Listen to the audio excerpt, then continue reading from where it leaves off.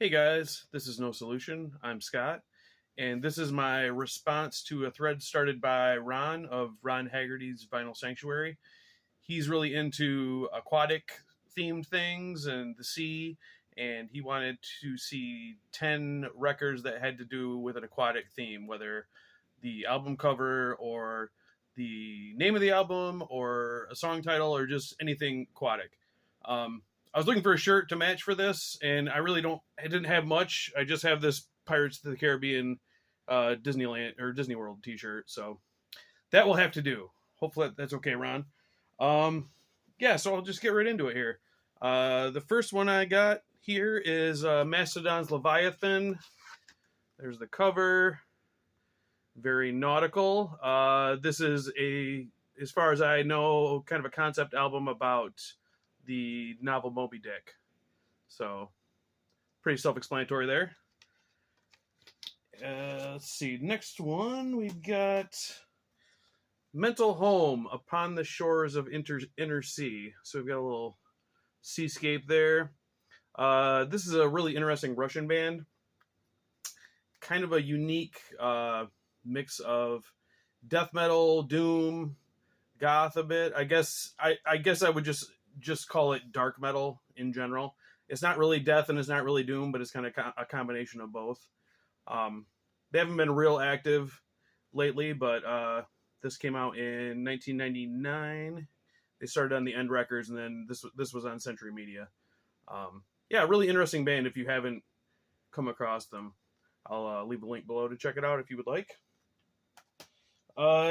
This one is kind of a stretch. Sea of Desperation is the band. This album is Spiritual Lonely Pattern. Nothing real nautical besides the name of the band. This is actually a blind buy that I just recently listened to.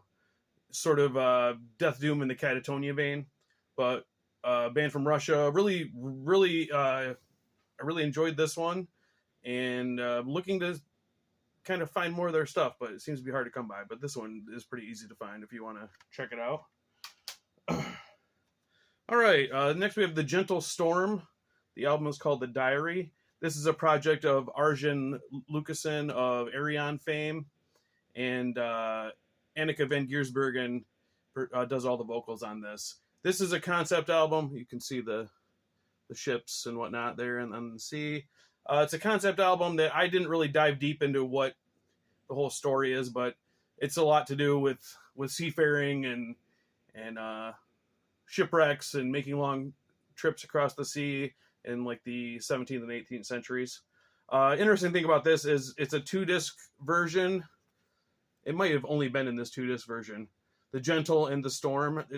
Both the songs are all the same, but one disc is more kind of a mellow acoustic rendition, and then the other disc is kind of the heavier versions of the songs.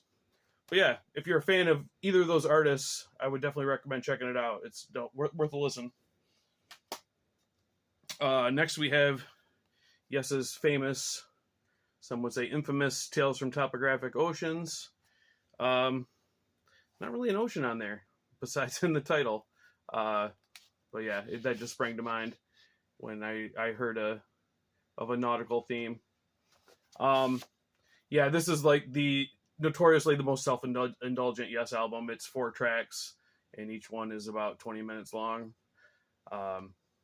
Yeah, definitely something that could have been trimmed down. It's a bit self-indulgent, as I've said, but if you're into Yes, you know this one. And there's some good stuff on it. Next we have Devin Townsend's first solo project, Ocean Machine. So there you got the Ocean song. The first song is called Seventh Wave. Yeah, more ocean on the back there. There's actually a lot of Devin Townsend material that deals with kind of a water theme, but I just went with the obvious one right away. This came out in 1996. Just a classic. And he was disgustingly young when he made this, so it makes somebody who's older think, what have I done with my life? But yeah, a fantastic album.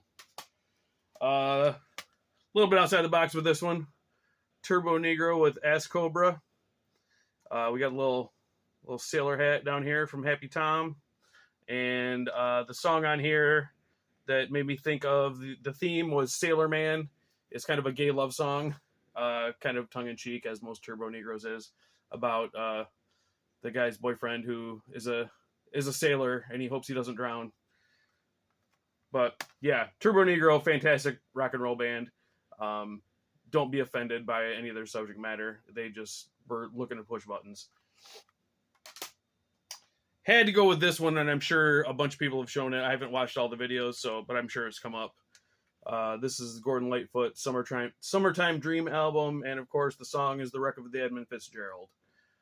When I was a little kid, I would say 3 years old, my grandmother had the 45 of this, and I would play it every time I went over there. I would just play it over and over and over and over again. So, fantastic song, and fits the theme. Next we have Black Sabbath, the classic Heaven and Hell album. Not much I need to say about that. But the song Children of the Sea, that immediately sprang to mind for this one. And then, if anyone watching this has seen my channel before, you know I'm shoehorning Marillion into everything, and I had a few choices for this one.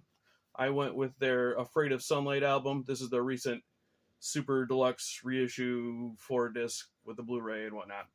But the song on here is Out of This World, and the subject of it is Donald Campbell, who was a speed record breaker, I guess, is how he would best be described. He kept breaking speed records on the land and the sea through the 50s and the 60s. And his final attempt of a water speed record was in 1967 and ended in a horrible crash, and he died, and the ship sank beneath the lake that he was performing this on, and that was it. So Marillion was inspired by the story to write a song about it, and that was in 1995. In the year 2000, a diver, now I forgot his name, I just looked it up, I believe Bill Smith, heard the song and was inspired by it to find the wreckage and raise it and find Donald Campbell's body. And they eventually did. In 2011, I believe, they finally raised it. And no, sorry, it was 2001. They found the wreckage and raised it and found Donald Campbell's remains and had a funeral for him. And the band was invited when they raised the wreckage, and also was invited to the funeral. And Steve Hogarth, the singer of Marillion, performed the song at the funeral. So kind of a neat example of a song actually making a difference to something in real life. So those are my 10. Hope you enjoyed that, Ron, and thanks for starting this thread. It was fun. Later.